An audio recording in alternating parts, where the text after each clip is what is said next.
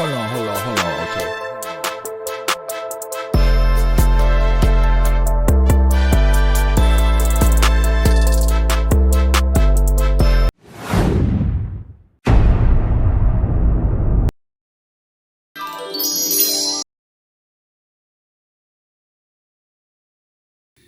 Yo, what the fuck? Welcome to the Bird's Eye View. This is your host, JB. I'm here with my good friends. You gotta start again. Well, I started again. I was in the way. That was the point. That's fine. Welcome to the Bird's Eye View. I'm your host, JB. These are my good friends, Quay and Rick. We're here. Hey, man, it's been a hiatus. We had to take some time to regroup, but we appreciate that y'all still tune in and continue to check us out. So make sure that you always like, share, and subscribe to the page. And with that being said, let's go ahead and get started. Brother Rick, how you doing today, sir? Doing well. How about yourself? I'm doing all right, man. Blessed, highly favored. How you doing, Jaquavius? Blessed, highly favored. It's been a good 2-week refresher. How you feeling now? You feel good? Loose. Yeah, I feel that. This episode is sponsored by Ashwagandha. Anyways, let's get to the topic of the day. Rick, what we talking about, man? All right, so the very first thing we're going to talk about, obviously, as everyone knows, Netflix is going to come out with a show called Quarterbacks. Obviously, the first season was diabolical. Diabolical. It had Marcus Mariota. I won't go no further. But now, we're back. Hall of Famer, Marcus Mariota. For college? For Oregon. But now, you know, they're about to do another season, and the eye candy, I guess I'll say, is Kirk Cousins. But I think that it has potential, not even think, it's going to happen, where later on in the series, they're going to bring up and talk about Michael Penix because Kirk Cousins got benched. So what do you guys think, like, the Falcons' outlook on, like, the show Quarterbacks is going to be with, like, Kirk Cousins and Michael Penix? I just find it hilarious that we somehow, some way, always find ourselves in the media. Whether it's conversation on trade talks. This is completely accidental. Whether it's us being on shows.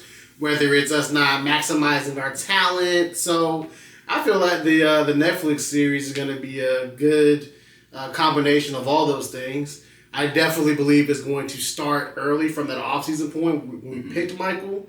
And it's just going to go from there. I'm more excited to see how the series pivots when he has that injury after the Saints game. So I said it before on the podcast. I feel like that show could possibly bring us into another negative light and that extra Kirk being a distraction type situation. But he's here now because, you know, Aaron Rodgers went to the Steelers, so ain't nothing we can do about it. I'm going to ask you a separate question. So, knowing that Kirk Cousins started our season, he was the guy we paid to be our starting quarterback and everything like that. Knowing that he does eventually get benched for Michael Penix or gets hurt, whichever, you know, he wants to use. What do you think the narrative is going to be that Netflix is going to place on, like, Michael Penix via his last 3 games of the season? Dude, don't come with the heat, Rick. I don't think they're gonna highlight him because he's not featured on the show. So it'll be like, I don't know, it's like 10 episodes. The first 4 are gonna be magical. We were 6-3 of those, and then next thing Especially you know, that Kirk Cousins 500-yard game. Yeah, next thing you know, episode 5 is gonna breaking news out of Atlanta. Michael, I mean, and I've known this because we've seen it before, and literally on the same show. So yeah, I don't think they'll highlight Penix simply for the fact because it's about Kirk Cousins. But I just think it'll probably have like a behind the scenes of him like at home with his wife, you know, his kids, and him still being positive about it. And but I don't really think Penix will be too much featured. And I'm curious to show, are they going to like show him holding the tablet for those 3 games? Or like where does it stop? Because the difference is Marcus Mariota, he went home and had like surgery last time. And so they've still followed him through that journey. But at the end, though. Yeah, that's what I'm saying. But like they showed him like away from the team and stuff. And so I'm curious. Kirk never went away from the team. So I don't know what's going to happen. But honestly, it's not really a big deal to me. It's water. It's water on the bridge. It is water under the bridge. First off, it's kind of funny how every time a quarterback from Atlanta is on this show, they end up not finishing the season. Maybe that's a little like a Madden curse type thing. Who knows? But I am interested in seeing how they do display Michael Penix. I don't know if it's going to be, where he did have some interview time in the show because it wasn't focused on him. But I definitely do see an episode or two where he's a high point. Like you said, I do think that period where we were 6-3 is going to be the first 4. And then maybe if they don't show Kirk all the way through the season, he'll probably be off by that 6th, 7th episode. So, who knows? I think they'll probably show him in practice like a cut scene of him throwing the ball, but he's not going to get any interview When time. I seen him throw that ball. No facts. They'll throw a spiral. 70-yard spiral for what? It's ridiculous. We really have that power on our team now. Mm-hmm. Like, Matt Ryan could do it, but not like how Penix. Jesus. And I was, when they show Penix passes from his last 3 games and stuff like that, the windows, I'll say, that he be throwing the ball into be so scary, but just knowing that he's accurate with it, like that sideline catch to Drake London in between 2 defenders, that if it was anybody else, probably it would have been picked off, probably going the other way. But Michael Penix's arm is strong enough and he trusts it so much and it's accurate that just like little window passes like that obviously like an elite level quarterback, that's an elite level quarterback make move. Like I'm not saying that, I don't even know if Jared Goff or like somebody at that category can do that. That sideline pass to Hodge against Carolina. Yeah. Because I was sitting there like that was a touchdown. And the guy like that was sitting next to me, we both was like, no! Oh shit. Like we both like, but that's a pick. Like ain't no way you getting that through there. Mm-hmm. And when we did, like, boy, like we went to like, I kid you not, that game, we were up at halftime and everybody at the like, we walk up to the concession in the bar or whatever, and everybody like, well, we got us one. Yeah. And we like, oh shit, well, we got us one. Mm-hmm. And then like, of course we didn't win the game, but the halftime buzz and the arena was like, and even then, like, damn, we're not making the playoffs, but boy. We got us one. But hey, boy, what do you say at the end of the game? It's coming. Boy. So, and you know what, I'll say that for our later topic, but yeah, I read an interesting article about him. A podcast about him yesterday, so. Two Penix. Yeah. His ability to push the ball down the field is already at an elite level, I feel like. Obviously, he has some more that he needs to, clean up. Mm-hmm. Chemistry primarily. Yeah. But, I feel like his ability to push the ball down the field is something that they might highlight on the Netflix series, maybe. Mm-hmm. I don't know if they'll talk about the differences in how they are at practice. But there's gonna be some shots at Kirk in this series. There's no way there's not. I feel like not negatively, just based off. I feel like Netflix is kind of getting to that point. Now they're doing like boxing, and whatever, like live and et cetera, et cetera. I feel like Netflix is kind of getting to that point to where they're gonna be like, there's a story here to make more people. It's watch. More clickbait, more talk about, more engagement to the show. I definitely now obviously in the trailers and stuff like that, they're not gonna. I don't think the actual that would be tacky because then you were kind of like other people like, oh, I don't want to do that. Like, so you got to think about the image part. Like, you can't say this show is starting him and then because he got benched. Like, you know what I'm saying? Like, if they would have did that, hypothetically, they would have put it Desmond Ritter, even though we're not talking about the same caliber player.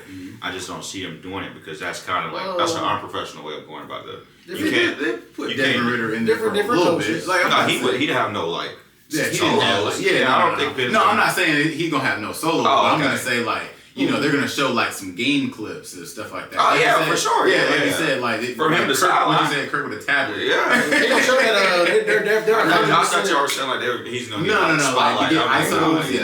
No, I don't see the spotlight switching to him once Kirk loses his job. No, but I do think or believe that they're gonna show some highlight on him because conversation sells. It'll be like when Penix ran the touchdown. Him coming to lane, Kirk are like, "Good job, Mike." It'll be shit like that. It's gonna be some. They're definitely showing that preseason game against the Dolphins. It's gonna be like the camera's out of focus in the background, and you got Kirk saying, "You like that." Michael Penix or something. I will say it'll be exciting getting to relive that Thursday night game again against the Bucks. Yeah, it's gonna be exciting seeing that. That's gonna be nice to see, like, documentary style. I feel like though that's gonna be that locker room from an episode perspective. If I remember, Hodge, the locker room. That game happened around the same time. The first time the Bengals and Ravens played, right? To what? When the game against the Bucks, that Thursday night football game, didn't that happen around the same time as that Bengals Ravens game, the first shootout with them last year? It was like week 5, week 6. Was that week? That might have been the week after. We played the very first one, right? They might have those games together. And that was when Lamar and Joe Burrow were going shot for shot. Philly, Kansas City, New Orleans, then Tampa, so week 5. Yeah. And then I think Carolina the following. Yeah, we played. That's when we did that NFC South stretch. Yeah, we came back to Seattle. And we came out 3-0, and that's when we were 6-3. And I was like, No, we wasn't 6-3 there. We came back to Seattle, lost there. And then we won. Then we bounced back. Was it Dallas? Yeah, it was Dallas. 6-3, and then it was. Because they were in the what it was in Palmer. But I'm glad that you mentioned chemistry, right, with Michael Penix and everybody. That's something that we need to gain, or that he needs to gain more of, because he didn't have no first team reps until he got it now, on, right? So the media and ourselves, we love the growing aspect of the relationship between 9 to 5, right? Mm-hmm. I feel like the new 9 to 5, because the original was shit, right? I feel like that's a thing that's growing now. Mm-hmm. I feel like a lot of people are like, when you see Falcons clips in practice, it's Drake throwing a deep pass to Drake London, Drake and then secondary, Penix throwing a deep pass to Drake London, and then you'll see, like, he'll get his passes into Ray going to the middle, or he'll get like Mooney. I haven't seen I've seen more of his throws. I mean, not that we haven't seen him throw to Mooney in the clips they posted, but we've seen more throws to Drake, Ray, Kadero. Honestly, he's working that intermediate range of the field, and Ray and Kadero being those slot guys. What? You know what? the intermediate range of the field, those two being the slot guys, that is, it makes sense why they're getting the ball, especially if we're going to be passing the ball more than we did to an extent last year. But also, of course, with this being 7-on-7s right now, they're going to be passing the ball. So, yeah, I like it. As a clear-cut question, do you guys believe that he's going to replicate the same amount of yards and touchdowns and catches that he did last season with Kirk and Penix? Do you think it's going to be more, or what do you guys think about that? I believe, as I said previous times in this podcast, that Drake will go off for his 1,500. I do feel like maximum ceiling-wise of his catch radius, maybe 115, 120. That would be like him just getting targets out the wazoo. But we have so many mouths to feed this year, it's kind of hard for me to see him get over 110 receptions. However, we've had offenses where they had multiple mouths to feed, and you had people like Julio Jones that were getting their 110, 115 a season. So it's not impossible. It's just when you think of the other likes of receivers that are in the league, I don't know if he's going to have their same production like a Justin Jefferson, a Jamar Chase. Who else is Amon-Ra St. Brown. Those guys get a lot of volume. Puka Nacua is another one. So when he's healthy a whole season, so it's kind of tough to answer. What do you think? I think it's tough because there's so many factors that's gonna play into it. I think one, what's the run pass balance for one? Because I think they're literally aiming to get Bijan 2,000 yards. So what that workload is like. But then also, how does defense play us? Are they going to double Drake? Are they going to are they loading up to stop the run? Is Drake still motioning like you get what I'm saying? Drake's got to be. And then is it like, okay, no, we're taking Drake out the game. Somebody else beat us, and then I would say Mooney's going to go crazy. But that becomes pick your poison. That's what I'm saying. So it's really how our team is going to play us, but also how are we going to play call? You know what I'm saying? Because the end of the season, Penix had 300 yards, but I think Bijan still had 150, 175. Yeah. And then Drake had. So I'm like, I don't know. I don't expect that every but then I'm saying, but then also we opened the season with like a little tough stretch. So I don't know if it's. I'm still under the belief it may not look as pretty at the beginning. I really think that bye week, even though it's early, I think after that bye week they're going to find their Bucks, Vikings, Panthers, Commanders. Bucks, Vikings, Panthers. First 3 weeks. Bye week, Bills, 49ers, Dolphins, Patriots. Isn't our schedule similar to the Eagles last year? Did they have an early bye too last year? Tampa had an early bye, I believe. They still and Philly had a bye like after New Orleans. That's what I said before. Like, I think the teams that benefit from that early bye, especially because you can fix a lot of corrections early on, like rather than like you trying to like adjust. I'm gonna tell you why it's gonna look good though, because you come out the bye against Bills, 49ers, but after that you got Dolphins, Patriots, Colts, Panthers, Saints, Jets, Seahawks, Bucks, Cardinals, right? Like, so but if anything, you want to buy before those. Yeah, you know what I'm saying? Your tough shit really before the bye. Yeah. So like, if you can escape that, how many games is that before the bye? 8 to week 12. If you come out 2-2, you know what I'm saying? You really, if you come out, 2-2, get back to the 1, you cook with grease. Then you really cook between week 8 through 12, 8 through 11. Yeah. It's just like after Bills, 49ers, it's Dolphins, Patriots. The Patriots gonna be a tough game though. I will say Patriots gonna be tough. This could be Drake's year where he's obviously wide receiver 1. That's been every year, but this could be the year where they finally start. Okay, we have got to game plan for him, which could be a good thing that y'all talk about where Bijan's gonna get more carries. However, with as versatile as Bijan is, I mean, I feel like Drake and Bijan being the top 2 focuses, they're going to be trying to put more of an aim on Darnell and Kyle. But it's just a matter of how we get them the ball. I'll tell you what. If we like run, like we come out run 4 yards, run 5 yards, play action. If we could take the top off of Mooney, you can't guard Drake like that. It's gonna be damn. Because if Mooney because Drake, I feel like Drake did his best work in the slot last year. But see, they changed. They did change it. But I feel like when him and Kirk when he's in that slot, him and Kirk had an understanding of one another. But it's ironic because it's like when it was Kirk, they used him primarily in the slot, going across the middle. Yeah. But then when they transitioned to Drake, I mean, Penix, it was everything. He was outside, going back to the out. I'm wondering, like, but then if you listen to like commentators, that the knock on Penix is he doesn't really go across the middle a lot. And so that was a lot of his stuff is outside the numbers. So. But I feel like that's a lot of new age quarterbacks now because Jaden Daniels did the exact same thing. He's but you got 6'5", 6'6" starters. You do. Across that middle. You do, and I'm saying I think Drake London, because Puka Nacua, for example, is a slot guy. I think Drake London fits his mold for what Raw was coming from. And I feel like if we continue to move him around, that's going to help us with making our offense as efficient as possible. So we gotta find our cup. We do got. He can't be our cup. No, I'm saying you said that's what Puka. So we need the cup. They were balanced, and that's why they replaced him with Devontae. Puka just took Cooper's job because Cooper was hurt. I'm saying now they got Devontae. That's a route assassin. And that's gonna be that's a route assassin. That's what we need. We need our Devontae. So that's what I'm saying. Mooney, it's really key of Mooney doing what he needs to do. Yeah. Because if Mooney opens it up for Drake, it's like, okay, y'all can't. And then, Lord forbid, you start getting like Kyle, Ray, and like, I mean, I don't know, Hodge, you know. And don't let the Nash. Nick Nash, like, I don't think he's gonna play this year. Yeah, I feel like some, they get in there and play a little bit, but he's not gonna get like a whole bunch of players. But I feel like realistically, how do you can scheme against everything, but how do you scheme against those weapons? You got 2 people that are 6'5" between Drake London and Kyle Pitts, right? Then you have Darnell Mooney. Let's say we put him in the slot, for example. At this point, what we're playing 6. We're gonna have 4 on one side to help out with that deep shot of Drake. We're playing 2 to help out with Pitts in the flats. At that point, okay, boom, boom. Where's Darnell going? Who's covering him? Do we have a linebacker cover him? So there's a lot of options for what we can do. You know what's really gonna come down to though? Team chemistry. Yeah. Because everybody can't because that's what the main. But everybody can't get it though. Yeah, that's what the main like dialogue I'll say is in those first like 6 chemistry. games, like chemistry. Because it's gonna be tough situations. Yeah, because if Drake gets X'd out the first couple weeks, does he still pouting? I don't see him.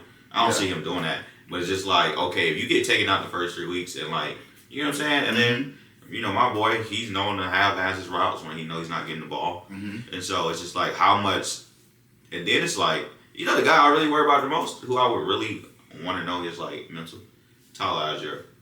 Because I know he'd be like, Rock, I'm a starter. Yeah. Like, I'm a 1,000-yard back in this league. Yeah. And so it's because I've been thinking about that, like, when we get to, like, the 3rd and 1 situations, like the short yards ball right there, and we're doing why is Bijan running the ball? Not that Bijan can't do it. Yeah. It's just you got somebody that's going to guarantee the yard. But then at the same time, drafted this motherfucker number 8, so I gotta I gotta get my investment. But you've so seen it's a but lot if it's but if it's my thing is like I get that, but if it's like you said before, if it's Bijan for 4 yards, Bijan for 5 yards, let Tyler get that one, and then let Bijan go back and get those 4 and 5. But I'm gonna tell you what really is key to time possessions.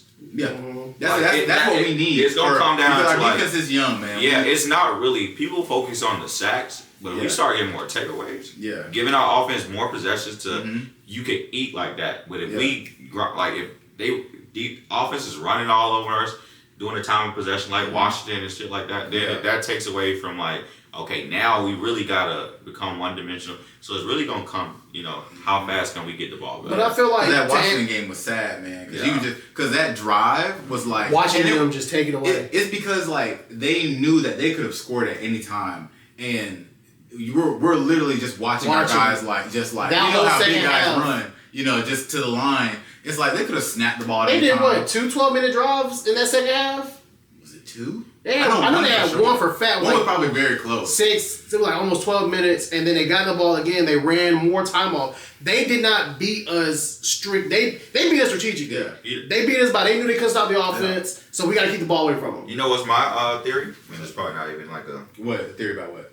Like in the Falcons offseason. Okay, yeah. I feel like that Washington Commanders game dictated the Falcons offseason more than that Carolina game. Sure did. Yeah. Him not calling timeouts. No. I'm not talking about that. I'm talking about acquisitions. Mm-hmm. Okay. I felt like the Falcons said, if we gonna go through the NFC, we gotta stop this boy. Mm-hmm. And right now we don't have the speed, sideline to sideline. James Pierce, 4-4. Yeah. We don't know what Jalen Walker, but you see what he did, Archman, and I felt like that game was the game where and Philly a little bit, we kind of contained Jalen. But I felt like those athletic quarterbacks, it's they're starting to migrate to the NFC now. Yeah. And then now you got to go through Caleb, you got to go through Jaden, you got to go through Jalen. So I'm like, it ain't just the NFC though, which that's not a bad take. But you got to. No, I agree with that, but it's also a matter of I mentioned this with the Michael Penix pick. When you're drafting a quarterback like that of that caliber, you're looking at who can keep up with who in the Super Bowl. Mm-hmm. And right now, who we trying to keep up with? Patrick Mahomes. So technically on our side, yeah. On our side, Jalen Hurts. On our side, Jalen Hurts. I'm saying we get there. We have got to make sure if I get the ball in my quarterback's hands. Yeah, even though still is the winner, we got to get them out the NFC before we can even get there. Correct. I know it's definitely a matter. It's us versus NFC, 100%. Because it's like with the other side, they're still trying to beat Mahomes, but it's just Josh and but I'm about to say you got a 6'6", 250 crash out coming to the fans this year.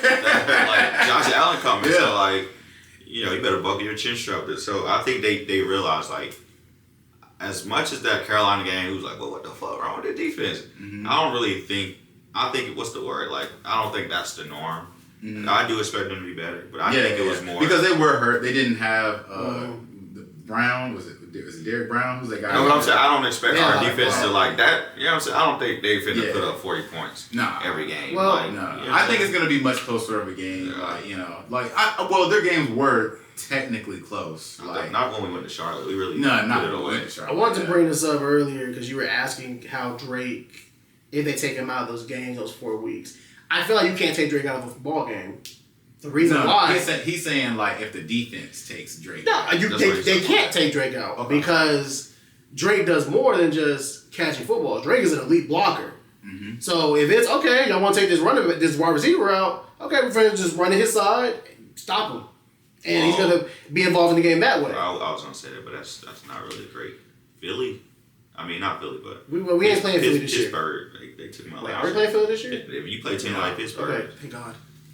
I'm about to say Pittsburgh had time with us. Yeah, Denver did too. He was telling the ref. He was like, ref, I'm beating him every time. TJ had 3 sacks that game, only got 1 because of the flags. Potentially he had 5. But that's who could really take us out. That O-line. Yeah. If our O-line got to hold up. Mm-hmm. Our line is fine outside of one spot. Literally outside of one spot. I'm not going to disagree with... I mean, I get Newsel has to prove himself, but Newsel was... I believe in him. Newsel was in the thick of it when he was 6'3". My more so thing is, like I said, is I like Bergeron as he's solid. He's getting better. He's on year 2 last year. He's getting better, but it's like I actually think he takes a leap this year.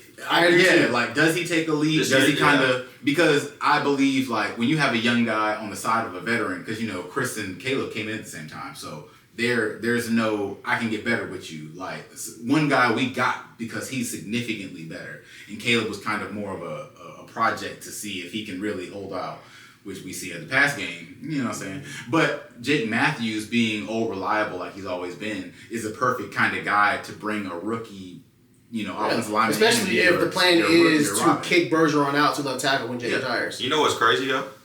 And this is like totally sidetracked. I really think, and this sounds crazy, Caleb McGarry kind of hinders Kyle Pitts' game. Yes. Yeah. Because it's like, 100%. well, Kyle Pitts too, but like you're not a good blocker. Yeah. But now I got to bring Charlie Warner in on that side. I got to chip. Yeah, because he's not a good pass blocker, and you kind of have to let Kyle chip him, which takes away from his route. Yeah. Kyle don't be chipping. Kyle don't be chipping. And so that's why they got to bring in Charlie Warner. Yeah. But then it's like, bro, when you bring Charlie Warner, like you taking away. So it's kind of a. So that's why Charlie had to go to tight end. That nigga has to. So we need to cut the middleman out and find us a real tight end. But it's okay. I'm sorry. I don't want to get you triggered today. But shut the fuck up. Because you control you. Look, I feel this is actually the highlights of the offense that we have. We talk about it every time we get to shoot. They still got to show us. There's a lot of potential. The line still has to perform. Hopefully, this is the year Caleb McGarry gets his head out of his ass and can finally pass block for a change. Who knows? We needed that. What goes crazy? It'd be cheaper on the books. I love James Pierce, but this next year was supposed to be the year we took a tackle. We in the first round. You said next year? Well, we were supposed to. Yeah. We were supposed to take a tackle on corner. That was supposed to happen. That was supposed to be the position. Like that's the one that next. But I mean, who knows what we get in the It's all right. But Terry done figured it out. He'll figure it out again. But I'm kind of concerned he didn't do OTAs. Lions can't that's pay still all. concerning. But you know what we do got for it to look to? We have the number 97 ranked player in the NFL going into this year. I actually feel like everybody get a round of applause for Drake running for making the list. Should have been on the list, but we'll take it this year. Okay. So let me ask you, since he said it, is obviously we know that Drake London's number 97. How many other Falcons do we have in the top 100? Oh, Jesse Bates on there. Chris Lindstrom on there. Chris, Jesse, Bajan. I ain't. Hold on. They gonna hold Bajan.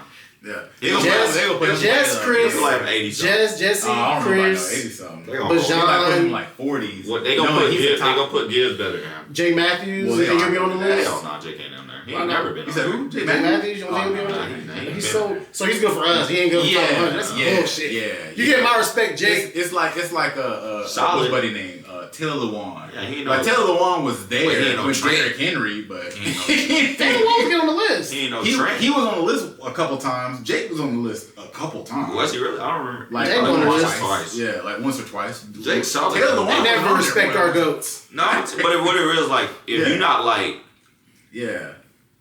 top echelon in Atlanta, we don't get that type of. So we're getting even like Trent Williams was barely top 10. They talk about he's the best left tackle for like a good couple years. I'm gonna tell you why. Yeah, Jake's not gonna be on there, but Jesse's gonna be. He's gonna be straight. So Jesse, Chris, and well, they're definitely gonna snub people. For sure.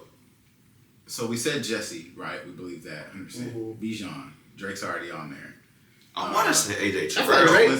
Actually, before you ask that question, let me ask y'all: do y'all think Drake should have been higher? I feel like when you're top 5 in the receiving yards in the league, I don't understand how. Lad was 100, and I fought with Lad, but it ain't no. Lad was 100. Yeah, it ain't no 3-spot difference between the two, bro. Absolutely not. I think based on that is more so like, what did Lad more so do to start his career versus Drake? Because Drake never made 100, right? He never. No, but it's not a 3-player gap, bro. No. But your debut was 97. I'm saying is like, what do you do, right? So if you like, so for example, Brian Thomas Jr., right? He's gonna be what, 70? The fact that he's higher than Drake. Exactly. That's the thing, though. Is like, what did he do before he got on the list? I think it's based off popularity. It's just the it's a player's list, but it's based off of who stands out more. I'll say why. Okay, I'll say that. Drake ain't really. Flash. Just his first year with a quarterback. Yeah. So he ain't really played. He He ain't really get to show what he did the last 3 games to the rest of. Like, you get what I'm saying? You earn respect by lining up. Like, I'm about to say, like, when he was playing with Ritter and Ritter and Mariota and Heineke, like, you know what I'm saying? He's going to get a little snub. Yeah, it's player popularity, but also it's like, who is he playing with to be able to niggas ain't just sitting around watching Drake London play. You know, so if you don't line up against him, it's like, well. And like, do you give credit to how much more credit or less credit do you give, like, let's say Ladd McConkey, right? Because you said he's 100 to Ladd McConkey knowing John Harbaugh's run first, like with any back, or how much credit do you give or take from Brian Thomas Jr. knowing he only had Trevor Lawrence for 12 games, and then he played the rest with Mac Jones. Yeah. But then to play devil's advocate, Drake London had 1,400 yards. Yeah. People forget like our receiving core, they had these numbers with a 6-week stretch of our quarterback forgetting how to throw the ball. Mm-hmm. Yeah. And but remember, we were still productive in those games. He just kept turning the ball over. Yeah, we were running the ball though. No, Kurt was still, even in those games where Kurt was having turnover, he was still passing. I'm saying he wasn't throwing no touchdowns. I'm just saying like, no, you're right. We weren't throwing touchdowns. Fair. You weren't. I seen him in that end zone. I'll tell you what, he wasn't doing. But I feel like, Drake's gonna get. I definitely understand that it comes with the territory. Because this is year 4 that he's about to go. This will be year 4, yes. This is going to be so that's the diameter is like he's in year 3 he's doing 1,300 yards plus, right? Versus Brian Thomas and Ladd McConkey in year 1 is doing 1,200 yards plus. Do y'all he only had 301 yards 2 games in that stretch. Who? Drake? Kurt. Yeah. I ain't saying he had 300 every time. He had like 240, 230. Yeah, he wasn't like. He was throwing that ball. I remember that. I had him as my fantasy quarterback. Never again. Mm-hmm. But Dallas, he threw it 24 times. New Orleans, he threw it 38. Yeah, but then Denver, they 173, 245. 344 minutes, then 112. Then they had 112. Wait a minute. He threw for 344 in Minnesota? Because they had no choice. They were down. Yeah. They got down by 21. No, remember. I wasn't even running. True, but remember at one point we was in that game and then it just went away. Yeah. So at the beginning. When score 0-0. But with that, do y'all see Drake ever? Because obviously at this point he's chasing Julio. Do y'all see him? Well, let's start here. He's chasing Roddy. Yeah, and he's chasing Julio. He got to chase. Well, let me rephrase. Let's make it fair. Look at that. Not from a talent perspective. You missed statistically. Not from a talent perspective. More so from how Julio was respected in the league. Julio was talented as hell. Yeah. Arguably one of the best receivers to play the game. Mm-hmm. But I'm saying, can Drake ever get to that point where he is a top 5 receiver in the NFL? Bro. You don't think so? He had to do some crazy shit. Bro, not in history. I mean, like. But I'm saying, like, it's no Drake. Bro, he's a top, in my mind, gonna be a top 5 receiver.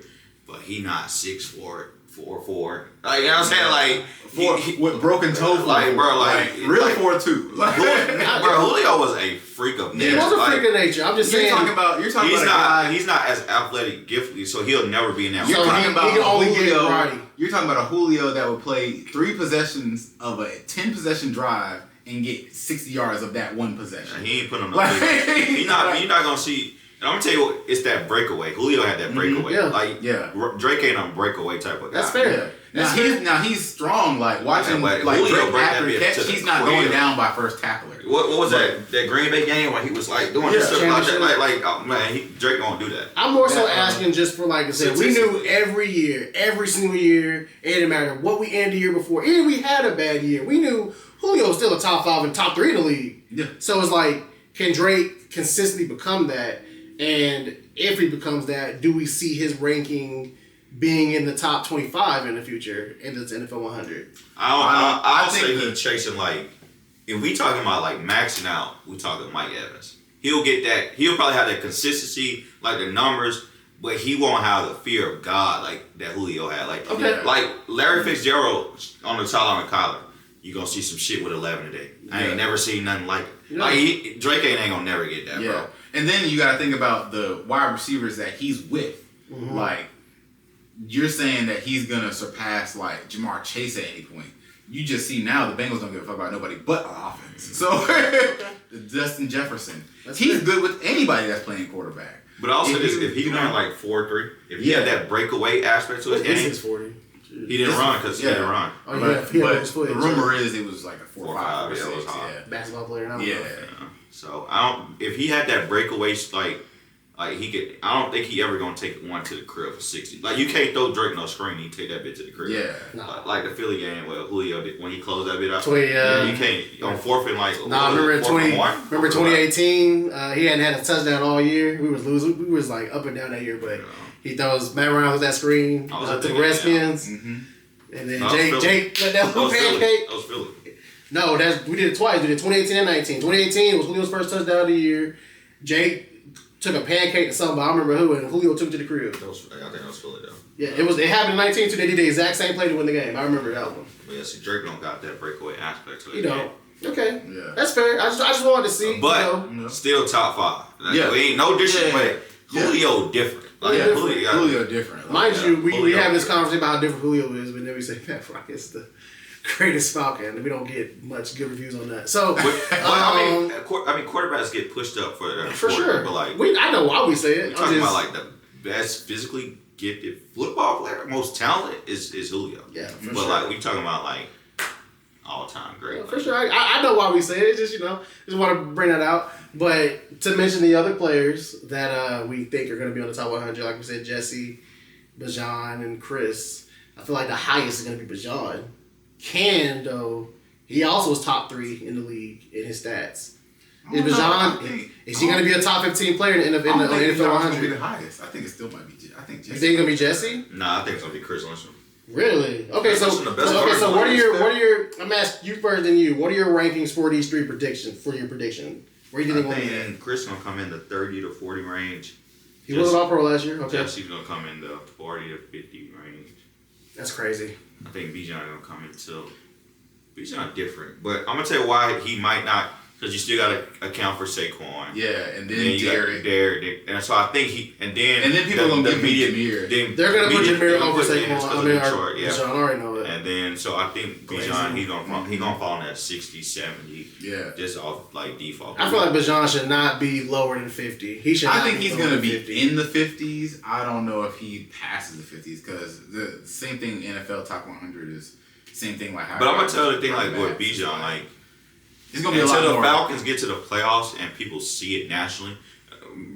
Granted, we had a lot of more national TV games last year, but I don't recall him like you see against like who was it, Vegas? You saw him like making people mince, but it wasn't like damn, like you know what I'm saying? Like he gotta have a game. I'm about to say because the one thing that everybody be saying about Bijan or his games last season is. He doesn't have any games where he just breaks away, where he's gone. Bijan has quiet games. Jameer has all of that. Bijan said that's the next action. He said it himself. Like he's been training on like Bijan is productive, and nobody's gonna disagree with that. No. Like even think about if we compare Bijan to any running back in the NFL of recent caliber, I'd say he's like an Alvin Kamara to an extent, just because of how versatile he can be. C-Mac, bro. Okay, C-Mac. He's catching. He's running. I'm gonna just say that's fair. He hasn't broke one yet. He hasn't broke one yet, but I'm saying he's got to start breaking. But the reason why I say Kamara is because the production is quiet.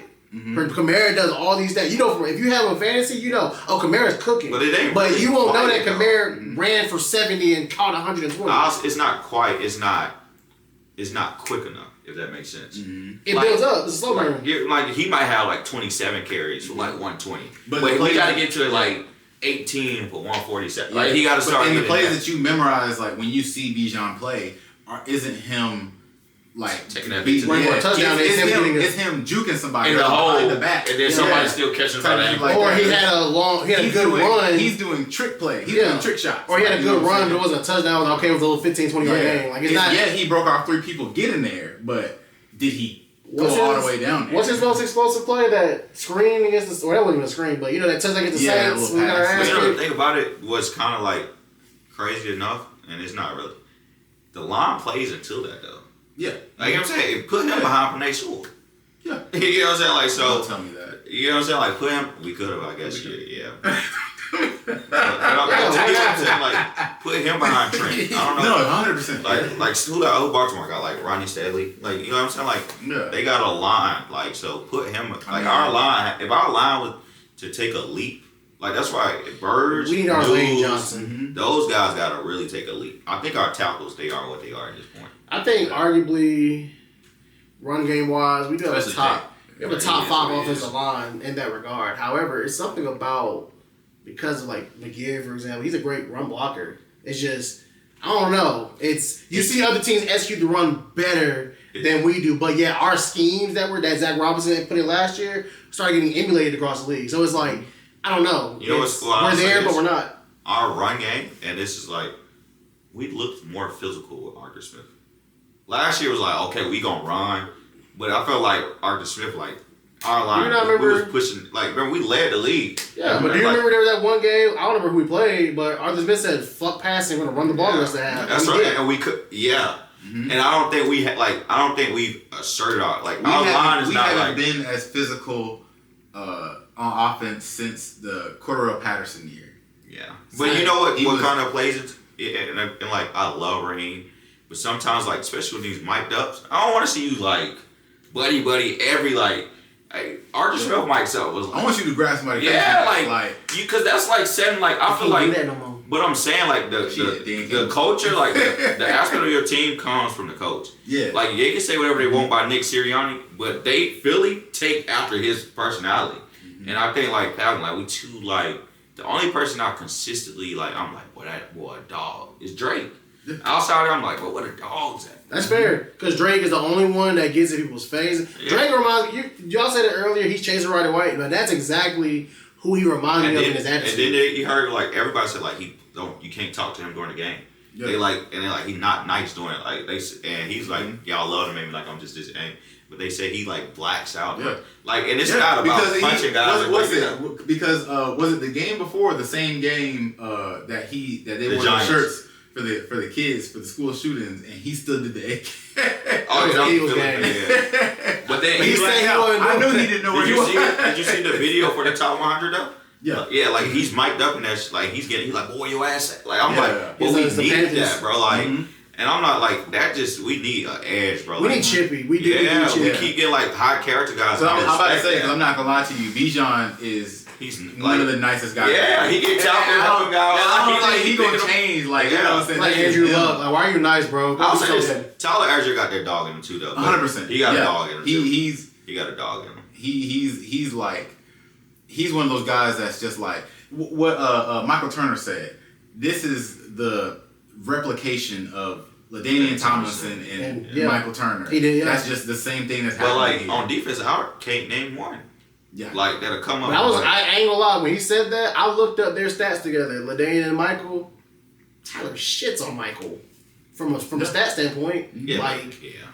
Like I'm not saying Michael, I love you. You're one of my favorite running backs ever. But I mean, it was LaDainian Tomlinson. LaDainian Tomlinson, like I'm talking about LaDainian. He had like 12, 13, 12, 1100. Mike coming in with like 3, 4. Like, hold on now, that's a little different. Like, I don't know, maybe you had some flashes. I didn't even watch it. If Bijan was to do the same thing where he's like, you know, breaking runs, getting touches. Yeah, Tyler would eventually get like all these touches too. Because we're resting him. If Bijan just breaks for 60, I have to sit. That's how Detroit shit work because Gibbs don't need a lot. That's why I wish we had the running game. Half a game to get the 80 yards. I wish we employed our running game like Detroit does. That's the only team I want to emulate how to run the ball. Scheme, though. You do have to have this. Correct. Correct. But when you see how David Montgomery and Jahmyr Gibbs, Jahmyr Gibbs is faster, obviously, but David Montgomery has speed to him too. And I'm gonna also tell you is like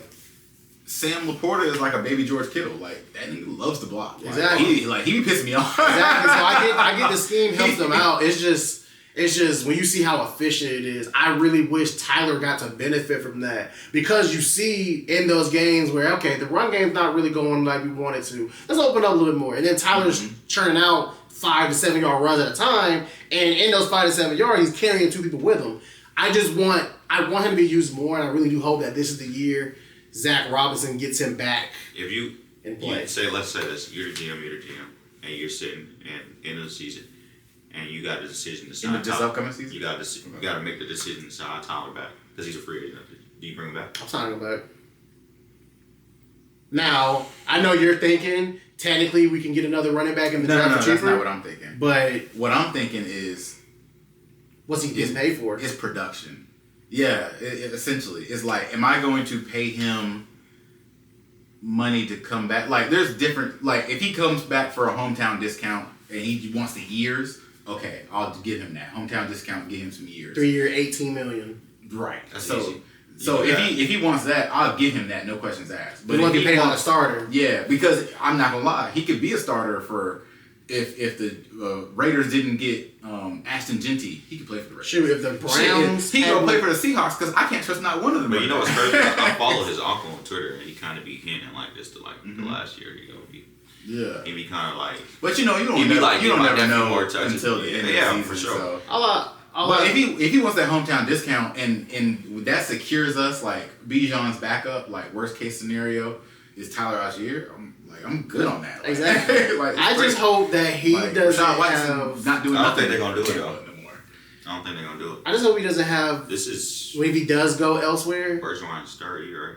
Yeah, this is 30. Yeah, they're not gonna do it. If he goes back, if he does hit free agency, I pray he doesn't hit a division team. That's all I ask for. They're not gonna do it. No, he's not gonna go to a division team. They're not gonna resign him. I'm like doing the math, and they can't. If anywhere he goes, it's gonna be like the Jets, or because they're not trying to pay Brees. They're not trying to pay Brees. They got Braylon Allen. Y'all boys sleep. They're not trying. Wait, what's that dude's name? Well, he hit Braylon Allen, Okay. but He's going to Pittsburgh. Arthur Smith bring him. Arthur Smith won't be in the Steelers. Didn't they draft a running back? The way the Steelers look, Jackson he won't be on that team no longer. Mike Tomlin, they be doing, they tripping over there. I was about to say, the way that team looks, he gonna be somewhere else. He could be a Raven if they don't think how the continue with pipeline their looks though. Like Virgil Ryan's gonna be up next year. Drake's up after this year. Drake's up now. And then I'm talking about like first contract. I'm telling you, he up now. Bijan is following him, and then you got Penix following him, and then you got 2 first round edges. If they both hit, that shit gonna hurt. They can't be paid till But if we give him like JB said, like 3 years, 16 mil. Well, I'm saying by the time his like, contract up. You think the cap gonna be like? Well, the cap will increase, but by the time his contract is up, by then, like if we have to pay like James Pierce and Jalen Walker at the same time, his contract will be over. Is our cap not over 100 M's next year? 30-year-old running back. Don't we get an extended cap? And no, that was before like we got 2 first round like so it's gonna be a little different. I don't really think it's gonna be too expensive next year. We usually go on that food program and pay everybody early. Now we will get those extra picks compensatory for Grady and who else? It was somebody else. It's gonna be like a 5th. It ain't gonna be high. But I'm saying that we could ditch those for cash. Wait, I thought we would. Wait, we're not getting one. A compensatory for Grady? We would have already got him, I think. No, we get it the year following he leaves. I don't think they said the Falcons not being rewarded. Might not be. But for Drew, we going for Drew. Who is Drew? Dahlman? Yeah, Drew Dahlman. We get one for Drew Dahlman for sure. I'm pretty sure we get one for Grady because we waived him, didn't we? We did waive him. Yeah. He wasn't a free agent, but he was entering for agency. I don't know. We're gonna figure it out. But either way, hey man, we are what they say we're Desmond Trufant days away from training camp. 21. Let me tell you about this. That's crazy. They said Desmond Trufant. I was listening to this podcast yesterday about these analytic guys. They were talking about all the second-year quarterbacks, and they were just like, "Yeah, Michael Penix has some good traits, but they're like he has some bad stuff." They were talking about his accuracy, his lack of mobility. I was like, these folks, they don't see. They were saying he's basically like his accuracy is like a little erratic. He did have some misses, and the crazy part, he put some misses on tape, but nobody put the context behind those misses. But then they also said like he doesn't put any touch on balls. And you would like to see him like, God damn, he's up a little bit. So I'm so curious to see like, is he just gonna gunsling all the time, or is he gonna let me take the check down? Because the coach is talking about that, like him needing to take the check down sometime. So I think the first couple of weeks is gonna be. And he said that himself too. I believe he said that in the interview with Brian McFadden when they were at the Waffle House. But if Penix becomes a gunslinger, obviously who's our famous gunslingers? Peyton Manning, Brett Favre. They also do a lot of picks. I'm just Peyton. But what was Peyton in? But Penix, he really only threw one. He really ain't throw none. They were all off other people. No, I ain't gonna lie. The Washington one, even though the guy ran the bat wrong route, I'm like, bro, that wasn't gonna gonna be there. Sure. Elway ain't gonna be there anyway, bro. Sure. It was fucking Chris Blair at that. It was The like, point is, if you're gunslinging and you just throwing the ball, we got to prepare that he's going to have some years where he's throwing like 10, 12 picks. I don't think so. He rarely threw picks in college, and he rarely took sacks. It's the Well, that's NFL. college, brother. I'm just saying, bro. The much amount of he threw the ball, he threw the ball a lot. If he can replicate the performance of Aaron Rodgers and who doesn't throw picks like that, then by all means, I'm for it. I'm just saying, I'm not going to be shocked if he's throwing 10, 12 I picks. don't see him ever going over 8. 8 interceptions. So he really is going to be like Aaron Rodgers. That means he's not throwing the ball for real. Nah, he gonna sling that Shit, ball. Aaron Rodgers he's throwing 12 picks then. Aaron Rodgers is more ADP. He's throwing like 4 picks. Right. Sure, Russell Wilson was another one that didn't turn the ball over like that at one point. He's throwing at least I 10 don't think picks. so. This year? He got through in the fire. In those first 7 weeks. Oh, he's throwing 10 this like, year. He's throwing 4 to 5 in the first 7. But he's going to give it like That's just- 32 touchdowns. That's just off of like. I don't think he's throwing over 8 this year. Over 8? I bet you a power rate on it. What, vitamin water? That's fine. I don't care what flavor it is either. That's some nasty shit. You don't have no Yeah, self-respect. I was about to say. Give me a cock. What the fuck is that? Pomegranate. Acai? That shit nasty. That shit cold. That bit nice. Acai? Is it pronounced like that? Is that vitamin water? Yeah, vitamin water. The It's purple pomegranate. one. That shit don't get drink. You can have them bitches. You want the yellow? Oh, you got them? Yeah. Oh, them I might don't take drink us to them the crib, you know. Or it might be raspberry. Let me check.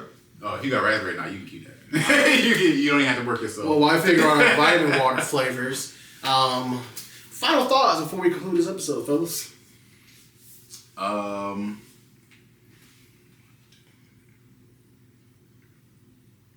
We should have 6 guys in the top 100.